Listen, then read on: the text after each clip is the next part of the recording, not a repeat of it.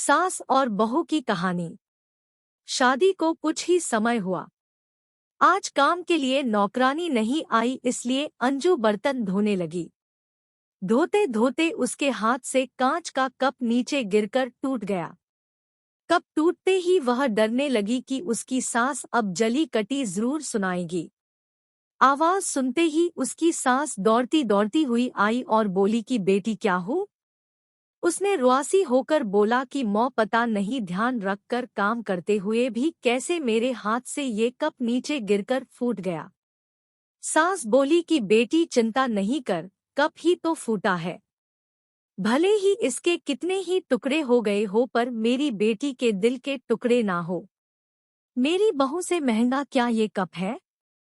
और हो तुझे अभी ये सब करने की कहाँ जरूरत आ पड़ी। मेहंदी भी नहीं उतरी तेरे हाथों से।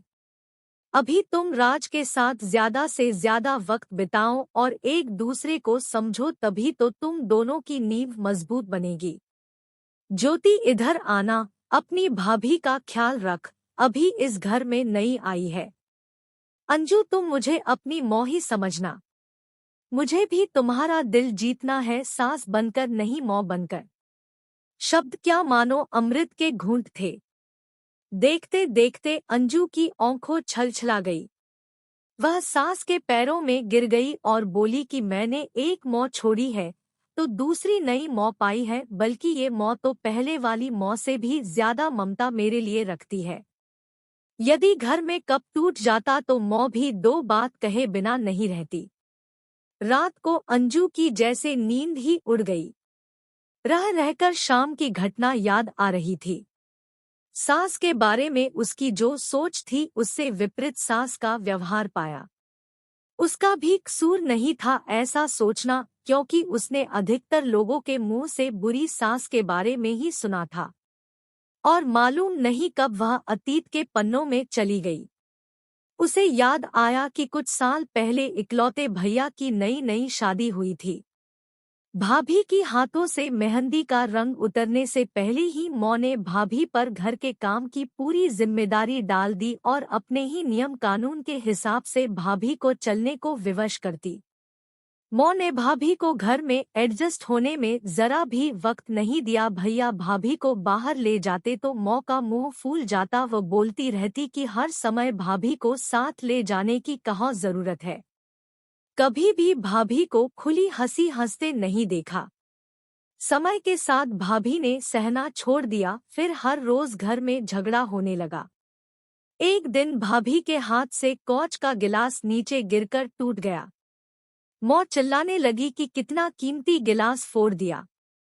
रोज रोज इतना माल खाती हो, उसकी शक्ति कहाँ गई। अपने मायके में गिलास फूटा होता तो मालूम चलता। कोई भी काम ठीक से नहीं होता, ना जाने कहाँ ध्यान रहता। भाभी भी कड़क कर बोली कि हाँ मैं तो बैठी बैठी खाती हूँ, आप तो खड़ी खड़ी खाती है। जब से आई हूँ तब से रोज दो चार जली कटी ना सुना दो, तब तक आपको चैन नहीं पड़ेगा। कभी मेरी माँ को तो कभी मेरे बाप को, हमेशा मेरे मायके वाले को कोसती रहती हो। दोनों तरफ से तीर बरस कर एक दूसरे को छलनी कर रहे थे। घर के अलावा उसने और भी जगह सास बहू के झगड़े सुनते सुनते डर सा गई। वह शादी से कतराने लगी, पर माँ बाप के कारण शादी करनी पड़ी और एक अनजाने भय को लेकर ससुराल आ गई। पर आज की घटना से उसकी सोच ही बदल गई कि सब सास या बहू में ऐसा नहीं होता है। नींद ना आने की वजह से उसने सोचा चलो थोड़ी देर माँ से बात कर लूं। मौ ने इतनी रात को उसको फोन करते देखकर बोला कि अंजू सब कुछ ठीक तो है ना, कहीं जवाई राजा या सास ननद से तो झगड़ा नहीं हो गया। वह बोली नहीं मौ, ऐसा कुछ नहीं। मालूम है मौ, आज मेरे हाथों से कप नीचे गिरकर टूट गया तभी सास आ गई। और आगे बोलती उसके पहले ही मौ ने बोलना शुरू कर दिया कि बेटा फिर तेरी सास के चिल्लाने पर तूने अच्छा सा जवाब दे दिया ना।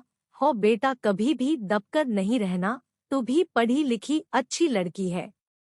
तेरे में कोई कमी थोड़े ही है जो सुनेगी।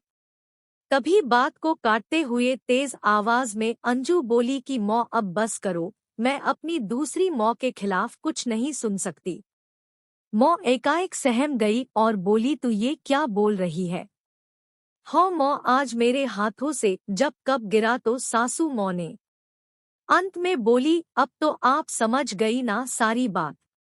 और हाँ माँ, सास ने सिर्फ बोलने के लिए नहीं बोला, वह वाकई में ज्योति की तरह मेरे से व्यवहार कर रही है। माँ एक बात कहूंगी, आप बुरा तो नहीं मानेगी? हाँ बोल बेटा।